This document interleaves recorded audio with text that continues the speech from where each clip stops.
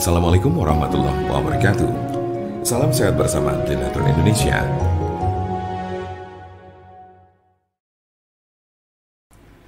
Penyakit stroke adalah penyakit yang terjadi ketika pasokan darah menuju otak terganggu atau sama sekali berkurang, sehingga jaringan otak kekurangan oksigen dan nutrisi. Dalam beberapa menit, sel-sel otak mulai mati. Penyakit ini merupakan kondisi yang dapat mengancam hidup seseorang dan dapat menimbulkan kerusakan permanen. Ada 3 jenis kondisi. 1. Stroke iskemik. Penyakit stroke iskemik adalah kondisi yang terjadi ketika pembuluh darah yang menyuplai darah ke area otak terhalang oleh bekuan darah. Jenis penyakit ini bertanggung jawab atas 87% dari total kasus penyakit ini. Bekuan darah sering diakibatkan oleh aterosklerosis yang merupakan pengumpulan timbunan lemak di lapisan dalam pembuluh darah.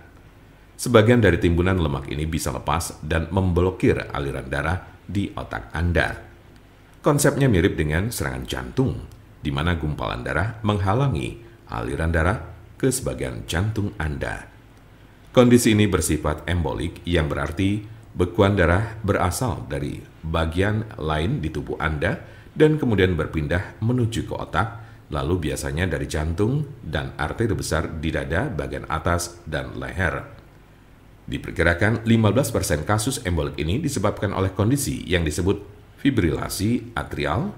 Ini adalah sebuah kondisi yang membuat jantung Anda berdetak tidak teratur. Ini menciptakan kondisi di mana gumpalan bisa terbentuk di jantung, terlepas dan berjalan ke otak. Bekuan darah yang menyebabkan kondisi ini tidak akan hilang tanpa pengobatan. 2. Stroke hemoragik. Penyakit stroke hemoragik terjadi saat pembuluh darah di otak mengalami kebocoran atau pecah. Stroke hemoragik menyumbang sekitar 13% dari total kasus penyakit ini. Kondisi ini berawal dari pembuluh darah yang melemah, kemudian pecah dan menumpahkan darah ke sekitarnya. Darah yang bocor jadi menumpuk dan menghambat jaringan otak di sekitarnya. Kematian atau koma panjang akan terjadi jika pendarahan berlanjut. Ada 2 jenis stroke hemoragik. Pertama adalah aneurisma yang menyebabkan sebagian pembuluh darah melemah hingga mengembang layaknya balon dan kadang pecah. Lalu lainnya adalah malformasi arteriovenosa, yaitu kondisi pembuluh darah yang terbentuk secara abnormal. Jika pembuluh darah semacam itu pecah, bisa menyebabkan stroke hemoragik. 3. Stroke ringan.